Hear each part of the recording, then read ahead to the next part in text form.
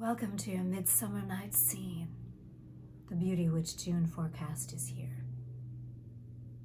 Hello, my loves. Bonjour.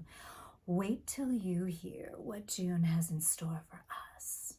What a sexy, sexy month this is. Wow. And as always, all the different many-layered cosmic influences that come together to guide us. Let's get into this juicy June with effervescent Gemini vibes all around. The eclipses are behind us and Mercury is now stationed direct, so we are absolutely ready to have a good time. When was the last time we collectively had fun? Does anyone remember? I can't recall it. Can you? Well, get ready. So get ready to blossom into June with a full Mead moon in Sagittarius on the 3rd. Now, Sag is ruled by Jupiter, so everything is done in a big way. This is all about freedom. This is the past finally being released. This is about moving on. So do have fun, wander, explore. Just don't get too lost. That's going to be a recurrent theme throughout this month, all of the summer, and even into the rest of the year, because our aquatic friend Pisces is in the mix, and we'll get back to that in a little bit later. And the beauty is with all of the support of all of the planets this month, you can point your archer's arrow directly at what you want and go for it. Now the moon will reach her peak at 11:42 p.m. Eastern Standard Time, so you have the perfect evening to work your magic. What are we going to do about a full moon potion? It is the Mead moon. Now, this conjuring is not technically mead, of course, but it is fantastic and you need it in your little cocktail party repertoire. This one is frisky. It absolutely tickles your senses with a perfect balance of solar and lunar energies and makes an absolutely gorgeous afternoon sip or a celebratory evening cocktail. Now, I add a splash of gin to this because I like it. I like the lively bite of the juniper berry with the citrus. I also love the magic of the juniper. However, you can easily craft this as virgin by adding sparkling water, lemon kombucha, or even a cooled orange herbal tea, something that you like, just something that doesn't tamper with the flavor too much.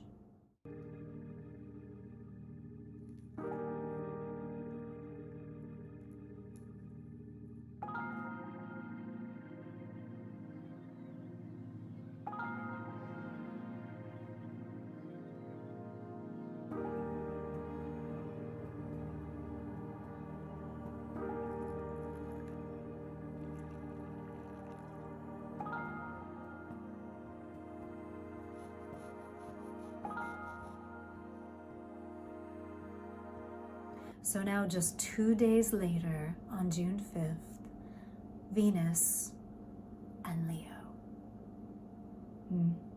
Wow. Passion like mad. Playful, affectionate, romantic. You can expect a few grand gestures. Even a little bit of drama, potentially, but let's put that out there that that's dramatically beautiful. There's also an immense physical vibe here, as you can imagine. So there's lots of vitality, lots of big, big, big energy. Now, if you're single, you can easily become infatuated. And if you are in a relationship, the fire could very easily be reignited. With the Gemini solar vibes, getting out and dancing, socializing, going to concerts, even playing group sports if that's your thing, that can all be really revitalizing. Now, adding to all this effervescence, as if we needed anything more, on June 11th, Mercury enters his home of Gemini. So we have just dazzling amounts of Gemini sparkling all around. And with Leo's charm, this sets the stage for even brighter communications, more magnetic interactions. If I could say one thing to you, it would be this: get out there. Mingle, meet people. I hate this word, but you'll get it. Network. Flirt. I like that one much better. The cosmos has your back, so you can take that little bit of a bold step. Now, things will move quickly with the Gemini influence, and your plans can change in a millisecond, but I see that more as a lightness of being, a way of loosening up and just going with what feels good. Now, every astrological sign has a tarot card, or sometimes two, associated with it. For Gemini, it's the Lovers. And this is from the Crowley deck. I like this deck quite a bit. And the Lovers, I'll show you. The Lovers represent, you guessed it, soul connections. The two seemingly opposite halves coming together to form a whole. It's about clear communication, and it has a lot to do with knowing that you have choices. There are always choices. Now let's take a look at that Pisces vibe I was mentioning earlier. On the 17th, Saturn, who is the taskmaster of the cosmos, retrogrades in the sign of the Fish.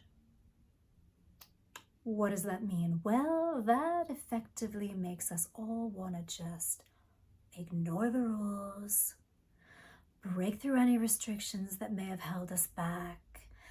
And with Mars and Leo present, their boldness really gives us a push in that direction. So just let me do my thing, you know?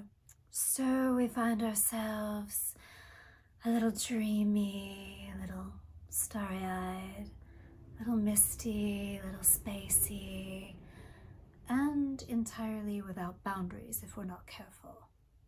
The thing is, it feels great. It feels so freeing, but it's also way too easy to spin a bit too far out there.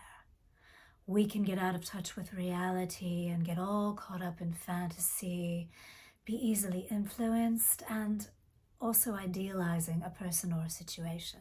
Remember that infatuation I mentioned earlier? It's la vie en rose. It's looking at life through rose-colored glasses.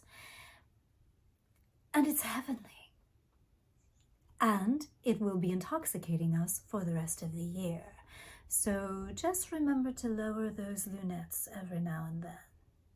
Don't lose sight of important things that actually need your attention, like going to work, paying bills, all those monumentally boring things that we actually have to do. And speaking of intoxicating, watch the substances.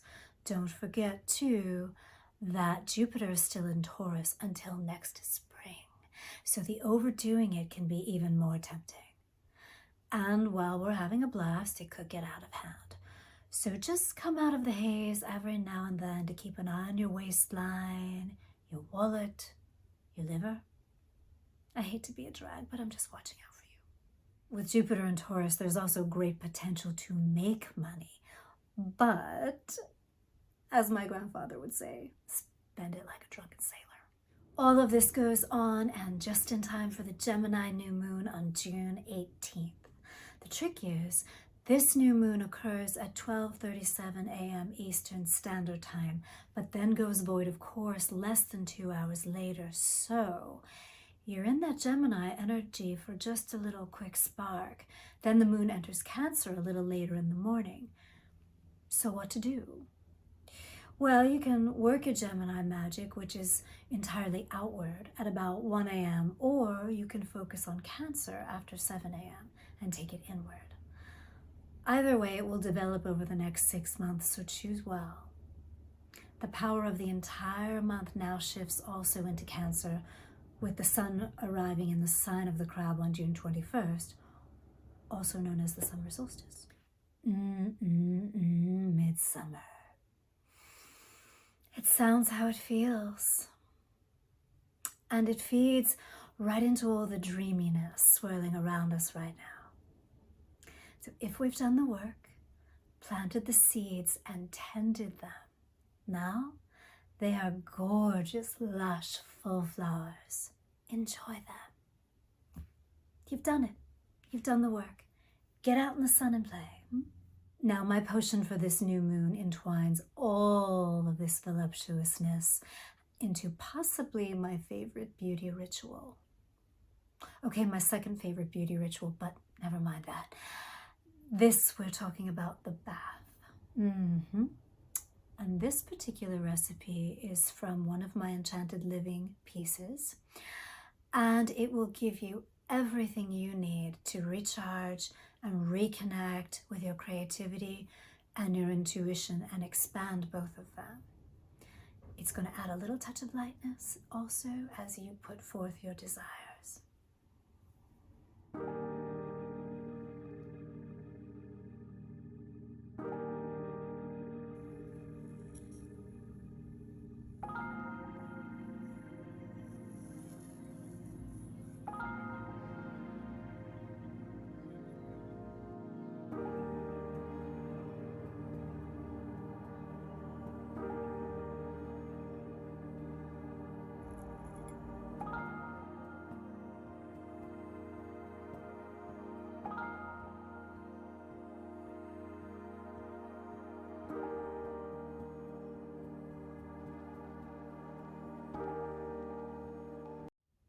As we emerge from our new moon soak, we also awaken just momentarily from our midsummer night's dream.